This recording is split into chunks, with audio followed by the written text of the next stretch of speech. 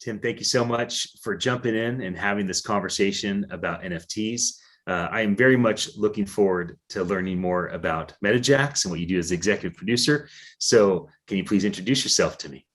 Yeah, well, my name's Tim Ellis, and I am the executive producer and founder of MetaJax. And we're excited about being in New York for NFT NYC. And our club, we actually started as a club. We've got a supper club down in Orange County, California, called Campus Jacks, right across from the John Wayne Airport. And for me, it was a hobby. I come out of television production, started in music. I have a master's in conducting, and I've always loved music and have always been attached to music in my everyday life as a producer. And the club was a reason to invite musician pals, mostly in jazz, to come play. It was a reason to enjoy some incredible music and kind of sit in the back booth and just soak it all in. Well, the pandemic changed all that. The pandemic dropped, and our club was, like so many others, was going to go away. It was going to be out of business if we didn't do something. So at that point, what happened is on March 20th of 2020, I accelerated some of my dreams and visions for what would happen eventually at Campus Jacks, which was to become more of an Austin City Limits or a soundstage or live from here kind of show, with an emphasis on jazz on our little corner stage there. And said, you know what? I've been into crypto since late 2017, 2018. And while listening to a podcast from Andrew Steinwald, his Zima Red podcast, he was talking to Trislet on that podcast. It was a sudden burst of inspiration while out in the parking lot that, you know what we need to do is, this is going to be an NFT broadcast network. Now, that was May 2020.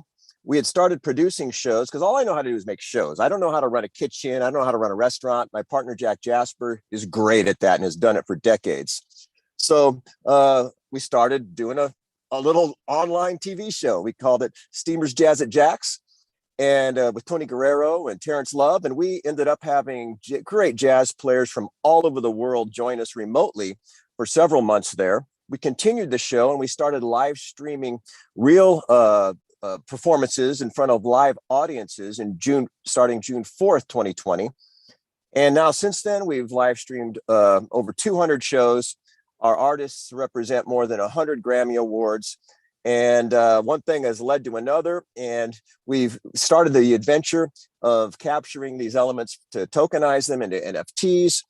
And now we're excited because we're right on the cusp of launching two things. One is our Jax token, which is a reward token that supports the ecosystem of exceptional musicians and artists. We're a long-term play. We're looking to create that ecosystem, which can have an annuity-like or a pension-like quality for these artists and musicians who've been left behind. Incredible jazz musicians are not part of mainstream music right now, but they're still an amazing value and amazing influence on mainstream music. Jazz is the cornerstone of modern music as we know it. The last 120 years of modern music that has evolved all can point back to its roots in jazz. And so there's still an incredible community of artists and musicians in jazz. And so that's what we're supporting. So our Jax token, which is launching this coming weekend, actually, for those who are seeing this, it will have already gone live. And also our first round of NFTs featuring an up-and-coming jazz star, Tawanda. She's a 25-year-old winner of the Sarah Vaughan International Jazz Vocal Competition this last year. And she's going to be something else. And so we have an entire live performance that we captured at our Crypto Jazz Festival this last July. And so we're coming out with a drop a week, a single a week that will, over the course of 8 weeks, become an album. But so that's our first NFT dropping. And our second project, which will launch on Tuesday night at the NFT NYC, at a club, historic jazz club in New York called Birdland. We'll have an 8:30 show and an 11 p.m. show with Arturo Sandoval, 10-time Grammy winner Arturo Sandoval. We just finished producing his first studio record in a couple of years, and it's amazing. And so we'll be dropping that with Arturo and his band live at Birdland. And so we'd invite anybody who's out, for the conference to grab an NFT ticket. Get those at the MetaJax OpenSea marketplace there. And it's two amazing shows with Arturo Sandoval. And also that'll be the official drop of his first album, NFT album. So that's what's happening at the event and in our world of MetaJax. You're in a unique position that you've been creating physical communities. You've been cultivating digital, metaverse, decentralized communities, and now you're dropping a token, which is going to automatically create another community expression. What's your take on community, not just in general, but for you specifically? What's your filter? What's your view on community development? And how does that range from your physical location, developing a token and having people hold the token, developing out a community of people that desire the jazz music? Let's talk about community for a moment. Sure. And so the NFT community right now is my favorite community. We're very active in TokenSmart. If you're familiar with the Token Smarties, OGs from way back, early NFTers coming. I think their roots go back to Cent, that platform. Those guys have been wonderfully supportive, and we love being a part of that community. We broadcast our Thursday night jazz shows into the TokenSmart Discord, into their CryptoVoxels TokenSmart Lounge every Thursday night. Have been doing that now for about 8 months. And that will continue. We do other shows as well. In fact, our show on Tuesday night at NFT NYC with Arturo will also be live stream broadcast into the TokenSmart metaverse. For me, our community is a blended community. I mean, for jazz, our audience needs to be global and international, because jazz transcends culture, transcends borders, it's the self-expression of the self-sovereign. And so guess what? That's a lot like crypto. And so I see what we're doing. We're the IRL experience with the metaverse experience equivalent happening simultaneously. And if you go to the chat during a TokenSmart broadcast, I mean, it's just vibrant and alive. I mean, it's just spinning, lots of communication going on. So to me, the ultimate is going to be an overlay where we have our IRL, we have our metaverse, and with an AR overlay. Because in the near future, those that are in the metaverse are going to be able to just hang out and communicate with those in the IRL in the club, and it'll be a natural, easy, conversation. It'll be like we're all in this together. So that's what I'm really looking forward to. So our community, we have a jazz community, and some of our jazz community has no idea what's going on in the metaverse. They're just in the club enjoying the jazz. They know about what we're doing.